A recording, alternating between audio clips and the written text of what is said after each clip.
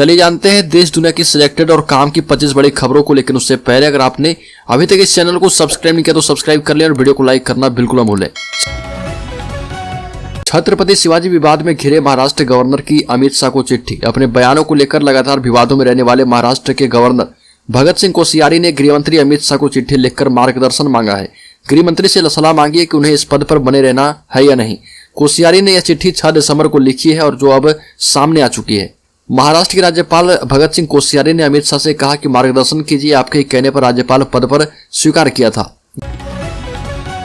गुजरात में सीएम भूपेंद्र पटेल और 16 मंत्रियों ने ली शपथ। 62 साल के भूपेंद्र पटेल ने गुजरात के 18वें मुख्यमंत्री की शपथ ली। गांधीनगर सचिवालय के हेलीपैड ग्राउंड में राज्यपाल ने दोपहर 2 बजे शपथ ली। इनमें 8 कैबिनेट, 2 स्वतंत्र प्रभार और 6 राज्य मंत्री हैं। लोकसभा में देश की वित्त मंत्री सीतारमण ने कहा कि कुछ लोग बढ़ती इकोनॉमी से जलते हैं। लोकसभा में देश की अर्थव्यवस्था पर तीखी बहस हुई। विपक्ष ने डॉलर के मुकाबले गिरते रुपये को लेकर सवाल किए। इस पर वित्त मंत्री ने कहा कि संसद में कुछ लोग देश की बढ़ती अर्थव्यवस्था से जलते हैं। भारत सबसे तेजी से बढ़ती अर्थव्यवस्था है, लेकिन विपक्ष को इससे परेशानी होती है। सुशील मोदी ने राज्यसभा में कहा कि 2000 का नोट यानी ब्लैक मनी, इसे तुरंत बंद कर देना चाहिए। बिहार के पूर्व उप मुख्यमंत्री और भाजपा के राज्यसभा सदस्य सुशील कुमार मोदी ने 2000 रुपए के नोट पर पाबंदी लगाने की मांग की। राज्यसभा में मोदी ने कहा कि बड़े नंबर्स की जो नोट है उसमें ब्लैक मनी रखने की संभावना ज्यादा होती है और ऐसे में 2000 के नोट को बंद कर देना चाहिए।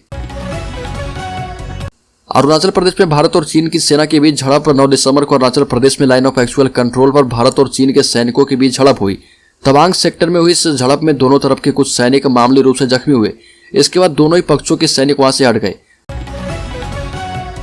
हिमाचल में कांग्रेस सरकार बनते ही अटल टनल पर सियासत।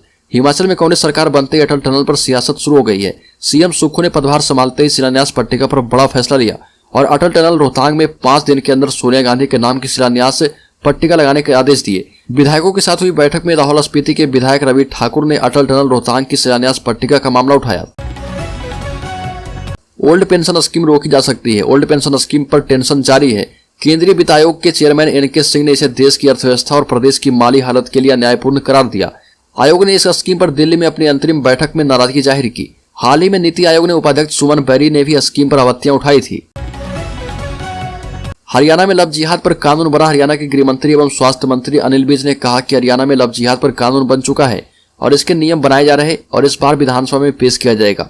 हरियाणा संगठित अपराध नियंत्रण अधिनियम का केंद्र ने पूर्व में कुछ ऑब्जेक्शन लगाकर वापस भेजा था, मगर इन ऑब्जेक्शन को सही करके अब इसे विधानसभा में पेश किया जाएगा। कांग्रेस नेता बोले मोदी की हत्या के लिए तैयार रहो। सफाई दी हत्या का मतलब हराना। मध्य प्रदेश में कांग्रेस नेता और पूर्व मंत्री राजा पटेरिया ने एक सभा में प्रधानमंत्री मोदी की हत्या की बात कही। पन्ना में हुई सभा में पटेरिया ने कहा कि अगर लोकतंत्र को बचाना है तो मोदी की हत्या को तत्पर रहो। हत्या का मतलब हराना है। इस पर मुख्यमंत्री शिवराज सिंह चौहान ने कहा कि विद्वेष की पराकाष्ठा है। जेएनयू का बड़ा फैसला, अगले वर्ष से पीएचडी प्रवेश परीक्षा स्वयं करेगा आयोजित। जवाहरलाल नेहरू विश्वविद्यालय राष्ट्रीय परीक्षा एजेंसी को जिम्मेदारी आउटसोर्स करने के 3 साल के बाद अगले शैक्षणिक सत्र से पीएचडी में दाखिले के लिए आंतरिक प्रवेश परीक्षा फिर से शुरू करेगा। बीरभूम नरसंहार केस के मुख्य आरोपी की सीबीआई हिरासत में हुई मौत। 8 दिन पहले हुई थी गिरफ्तारी। पश्चिम बंगाल के बीरभूम जिले के बोगतऊ नरसंहार केस के मुख्य आरोपी ललन शेख की सीबीआई की हिरासत में मौत हो गई। ललन शेख को 3 दिसंबर को सीबीआई ने गिरफ्तार किया था। तब से उससे हिरासत में पूछताछ की जा रही थी। बोगतऊ केस की जांच कर रही सीबीआई ने अब तक 14 आरोपियों की गिरफ्तारी की है। रूस ने फिर से निभाई दोस्ती। चीन को ठेंगा दिखाकर यूएनएससी में किया भारत की अस्थायी सदस्यता का समर्थन। रूस ने अपने परंपरागत दोस्त भारत के लिए फिर से वैश्विक मंच पर सहृदयता दिखाई है। रूसी विदेश मंत्री सर्गेई लावरेव ने मॉस्को में प्रिमाकोव रीडिंग इंटरनेशनल फोरम में संयुक्त राष्ट्र सुरक्षा परिषद में अस्थायी सदस्यता के लिए भारत का समर्थन किया है। रूसी विदेश मंत्री ने भारत की पैरवी के साथ तर्क देते हुए कहा कि भारत ने वैश्विक क्षेत्रीय मुद्दों पर अपने ठोस सकारात्मक रूप के साथ यूएनएससी की प्रतिष्ठा को बढ़ाया है। नए साल पर केंद्रीय कर्मचारियों को मोदी सरकार दे सकती है तोहफा। भारत के लाखों केंद्रीय कर्मचारियों के लिए मीडिया के माध्यम से एक बहुत ही महत्वपूर्ण सूचना आ रही है और वह यह है कि नए साल मोदी सरकार उन्हें वेतन बढ़ोतरी के साथ साथ बकाया भी दे सकती है। रिपोर्ट में बताया जा रहा है कि केंद्रीय कर्मचारियों का महंगाई भत्ता 18 महीने से बाकी है, जिसके भुगतान का इंतजार केंद्रीय कर्मचारी कर रहे हैं। भारत सरकार ने पाकिस्तानी ओटीटी प्लेटफॉर्म भिडली टीवी पर बैन लगा दिया। आईबी मंत्रालय ने इसकी website, 2 mobile application, 4 social media account और 1 स्मार्ट टीवी ऐप को ब्लॉक करने के निर्देश दिए। हाल ही में भिडली टीवी ने एक वेब सीरीज रिलीज की थी जिसका कंटेंट भारत की सुरक्षा और अखंडता को नुकसान पहुंचाने वाला था। इसके बाद भारत सरकार ने एक्शन लिया है।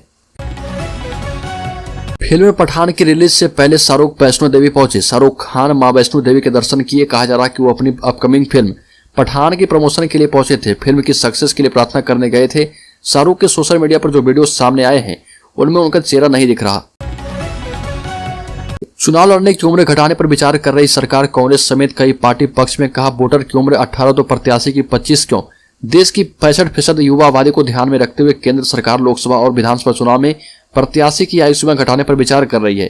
ये दल तर्क दे रहे हैं कि अगर नगर निगम परिषद में चुनाव लड़ने के लिए उम्र सीमा 21 साल है तो फिर विधानसभा और लोकसभा के लिए उम्र सीमा 25 साल क्यों होनी चाहिए? यही नहीं, अगर 18 साल की उम्र में युवा वोट डालकर सरकार चुन सकते हैं तो सरकार में क्यों शामिल नहीं हो सकते?